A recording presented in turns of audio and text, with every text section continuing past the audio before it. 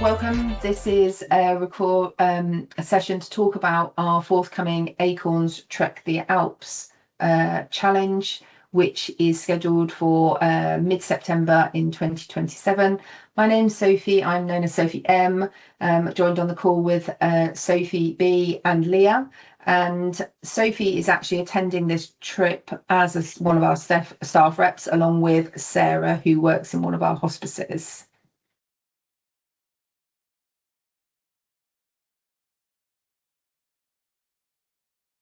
So this trek, we're inviting you to join Acorns on an exclusive fundraising trek. So this is just for Acorns supporters. It's to explore a section of the Tour de Mont Blanc, trekking through 3 counties in 3 days. And all prices quoted include return flights, meals and accommodation across the 5 days. So it's a 5-day trip with trekking on 3 of those days across the 3 countries.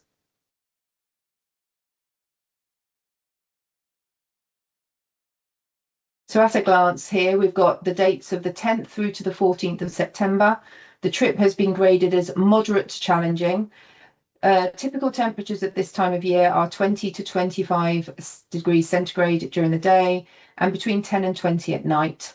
So obviously in that peak of post the really warm summer that we're all coming out of now and going into that early autumn weather.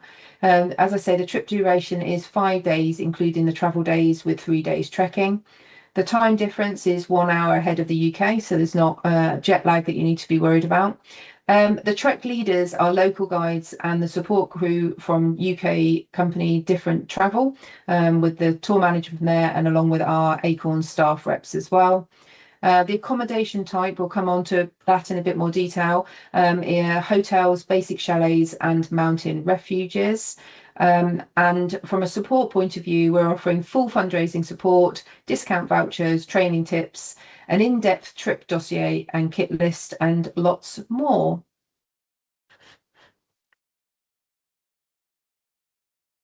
So the trek covers part of the famous Tour de Mont Blanc, the circular walking route around Mont Blanc, crossing through 3 countries, France, Italy and Switzerland.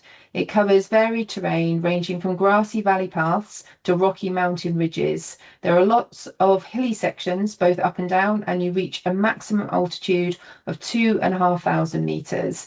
So we wouldn't be expecting to see or actually trekking through snow-topped mountains on this trip, but the scenery is spectacular. You'll enjoy stunning views of snow-capped Mont Blanc, the highest mountain in Western Europe. You'll see huge glaciers, walk through quaint alpine villages and lush pine forests, spotting a variety of wildflowers, birds and wildlife, and experiencing the different cultures of 3 European countries.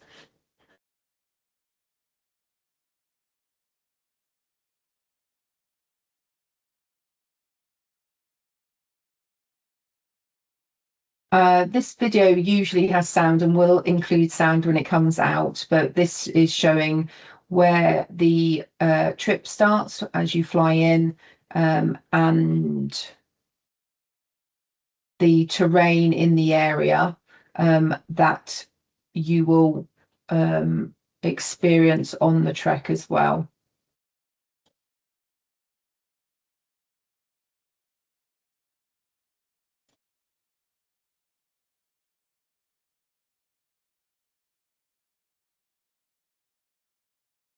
So here we are, we're starting Courmayeur.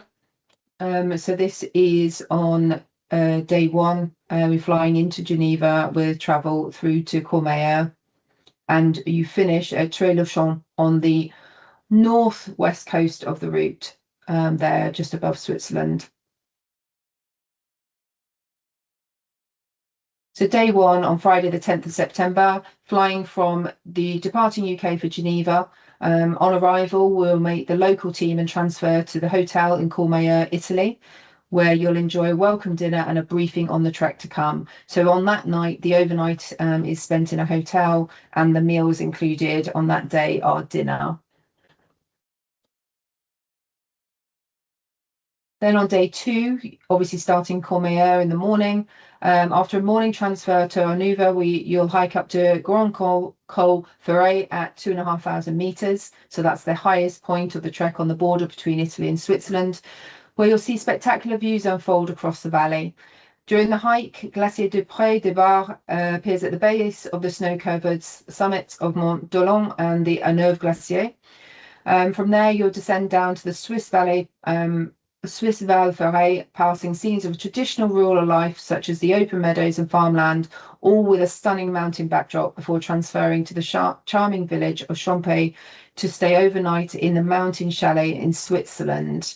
So on that day, so that's the first day of trekking, you'll be trekking for approximately 6 to 7 hours, covering about 12 kilometers with a 750-meter ascent and an 700 to 800-meter descent. And on that day, obviously, breakfast, lunch, and dinner are all included.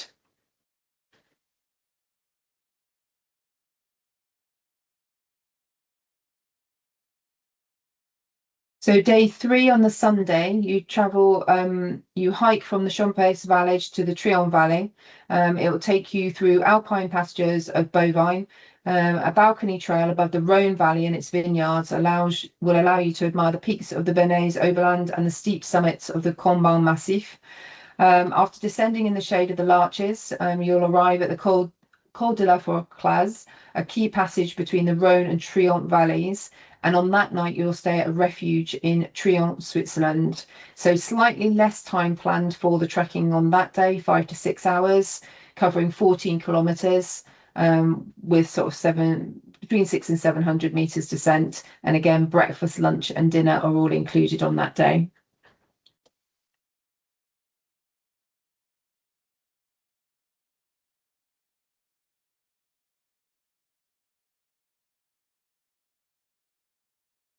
Day 4 on the Monday, you'll travel from Trion to Tré-le-Champ.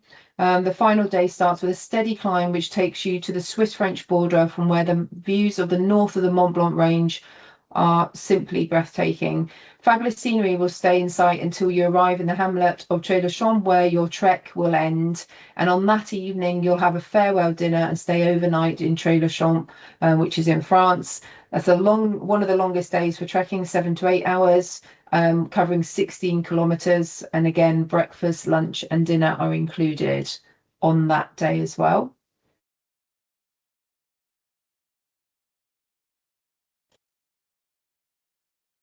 And then day 5, you'll transfer between Tré-le-Champ to Geneva and then back to the UK. But there'll be some time to explore the nearby historic mountaineering town of Chamonix that morning before leaving the mountains behind and transferring to Geneva Airport for the return flight back to the UK. And on that day, breakfast is included. And then you'll obviously be traveling for the rest of the day. So in this section, we're going to cover some frequently asked questions, which hopefully will answer a few things that people typically want to know. First up is the accommodation. So you'll stay at a hotel on the first night with twin ensuite rooms. During the trek, you'll stay in a mix of basic chalets and mountain refuges in mixed dorms. Single-sex dorms may be available, but obviously that can't be guaranteed until the booking kind of takes place. Basic bedding will be provided, but you may wish to bring a sleeping bag liner for your own comfort and peace of mind.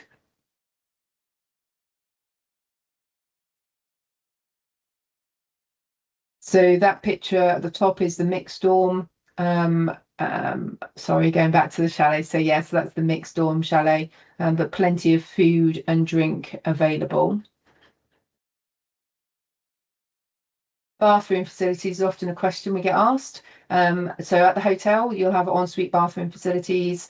In the chalets and mountain refuges, it will be shared toilets and showers.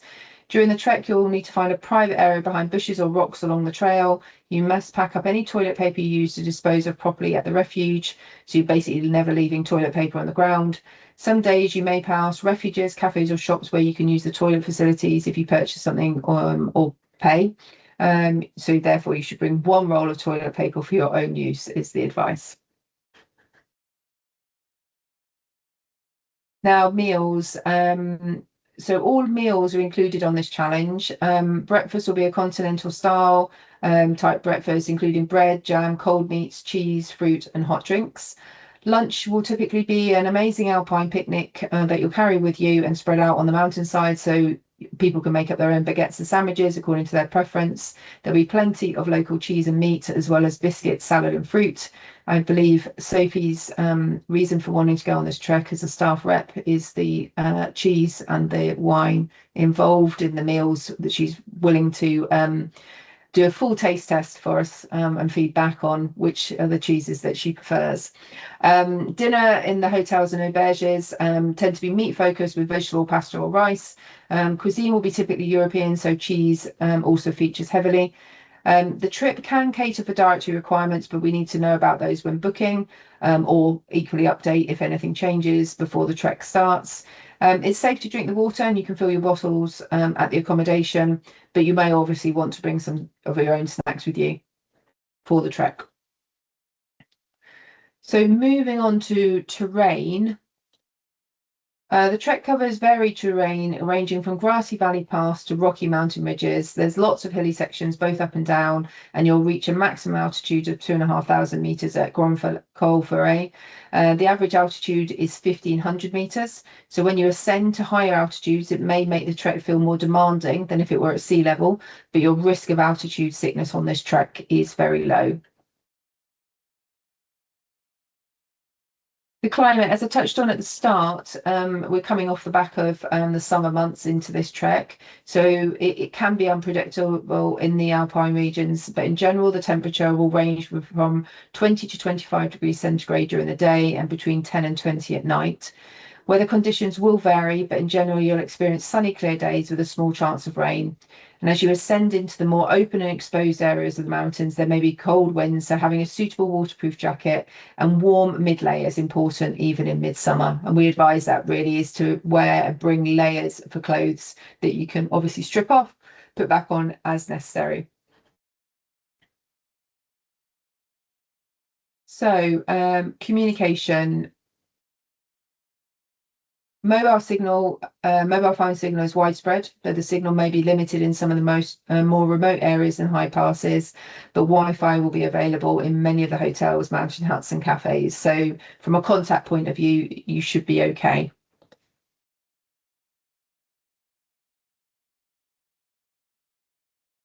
Travel insurance. This is one item because it's obviously specific to every individual that we can't include in the trek kind of price and organisation from our side. You have to arrange it yourself. We are able to suggest through the travel provider there different travel an option for travel insurance, but obviously there is plenty of options out there. We just want to make sure that people booking their travel insurance, which you should book at the time of booking onto the trek to protect you, that trekking not at altitude and medical evacuation must be included in that policy. So from an age limit point of view, minimum age is 18 or 16 to 17 if accompanied by a parent or guardian. There is no upper age limit.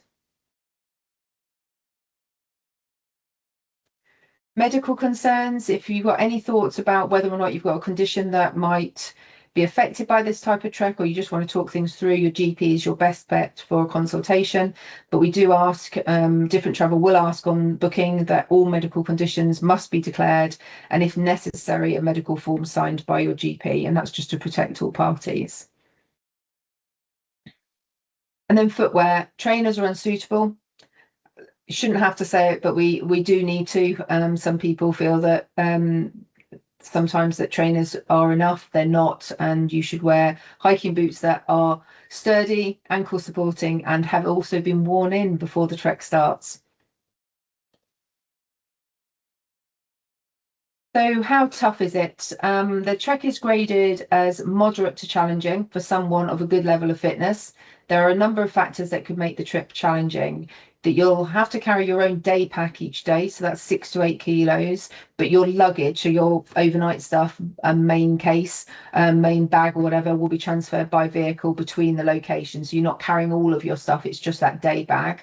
You'll be trekking for long days over uneven mountain terrain, considerable ascents and descents each day, many steep ascents and descents for 6 to 8 hours each day, depending on the group's pace. You'll be staying in basic accommodation.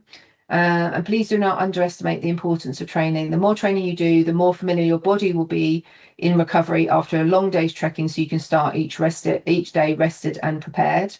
And you must take responsibility for coming to the Alps as fit as you can be. So coming on to training and how you should train is basically to get outside and start walking. If you're not a regular walker, start slowly with short distances. Then as you get more comfortable, increase your mileage and add in more challenging terrain until you can comfortably walk for several consecutive days on hilly terrain with a heavy backpack. Hill walking with a backpack should feature highly in your training to prepare your body. 5 kilometers in the UK is vastly different from 5 kilometers in the mountains. Other activities which can complement but not replace hill walking, including running, cycling, gym workouts, boot camps, etc. Building up your core and leg muscle strength is important, so exercises such as squats, lunges, push-ups, planks and crunches will really enhance your training. These exercises can be done at home, so no gym is needed.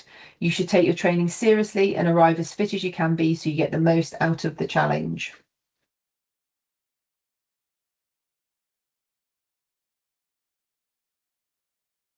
I'm now going to hand over to the other Sophie on the call, who's going to talk about the costs. Thank you. So the cost comes with a registration fee, which is due at the time of booking, and that is £390. Then we ask that you fundraise a minimum of £3,500. So that £3,500 covers the cost of your trek that we have to pay for, and then also goes to the funds, the care that we provide. So that's broken down in milestones. So rather than just leaving people to try and raise 3,500 with kind of no guidance, we put these milestones in place to, one, ensure the charity has that first £2,000 in, which covers your trip cost before we pay it out, but also to help you kind of segment it and kind of take it in stages. There are self-funded options. So instead of having to fundraise 3,500, you can pay the trip cost yourself and then fundraise a smaller amount. The advantage of that being you can then say to anybody that you ask for donations of, all the funds that they give you as donations will go to the care we provide, not to your trip cost. We have a mix of people who do both options. Equally with the registration fee, we know £390 is a lot to pay up front.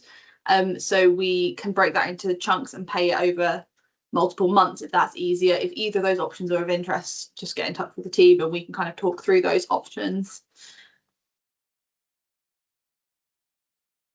So what support will you get from us? So as an events team, we're here to support you, if that is in terms of your training, but also your fundraising. We do monthly emails along with giving fundraising ideas, so you're not alone. We get people to also share ideas of things that have worked well within the team. We also create a WhatsApp group dedicated to just that group of trekkers. That's we found really useful to not only, I say, share what their training is going, but kind of kit where they buy it from, things to avoid, things to try and go for. But also fundraising, kind of motivate each other along, ideas that work, share quiz questions, things like that within the group. As Sophie explained, we share the kit guide, the full dossier, training advice, all that sort of detail. Lots of that is currently available on the website for the trek, but there's also more that we will send out.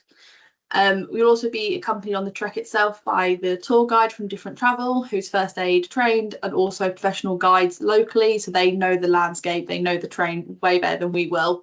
So you can have a mix of Acorn staff, the trek guide from Different Travel, along with our local guides. We have an in-person pre-departure meeting with Different Travel, which is a really great opportunity to get everyone together before you head off. It's usually a month or so before you go, just to make sure you all fully understand what you're setting yourselves up for. You've all got the right kit. Different Travel will bring their stuff along to show you. But before all of that, we do try and organise some training walks, some socials with us as your staff reps, so the group get to know each other. They're based kind of on the geography of where people are living who on each of those trips. They do vary each time, but we try and get that organised within the group so that people kind of can meet each other and also train together. In terms of the fundraising, we know £3,500 sounds like a daunting amount of money to raise, but as I say, we're here to help break it down. So this is just some ideas, and if you did all of these, you'd hit your £3,500 target. So if you started today, your first fundraising milestone is £2,000 by the 10th of February.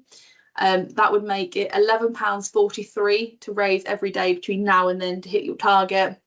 And again, about the same, just over £11 until your May target.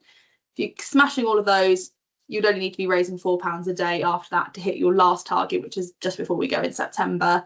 But the earlier you do your fundraising, it's out the way. You don't have to be thinking about it. You can then really focus on your training as you get up to it.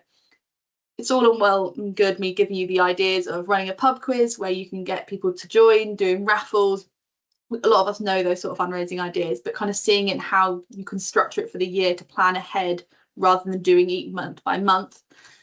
We've got a bit of a plan, so we can share this calendar of support, which is a blank version, and you can start planning your own activities. So I've just written it in as of today of August. So a key one is starting with kind of a self-donation, and then also asking friends and family. That gets quite a big chunk of fundraising done straight away. Then moving into kind of the autumn and the winter, you could try and work on some Vinted and eBay sales of things in the house. Maybe ask your workplace if you can do a Go Orange for Acorns and a bake sale. Moving towards the winter, choose to do a pub quiz and a raffle. By pairing those together, you can get the income of a raffle and a pub quiz done in one evening. Opt to have donations instead of sending or receiving Christmas cards can help. Those can be paid straight into your fundraising page, so you don't have to worry about having cash. And then try and do a big event before your first fundraising target. Otherwise, you're going to struggle to get that kind of £2,000 in within the next kind of 4 or 5 months. So we've put down cheese and wine, because as Sophie says, that's my reason for doing the trip. We know that's what Europeans are well known for, so that worked for me quite well as an idea. But then kind of keeping that going with sweepstakes through kind of getting that drip feeding of money coming through each month, whether that's, I say, bucket collections or sweepstakes.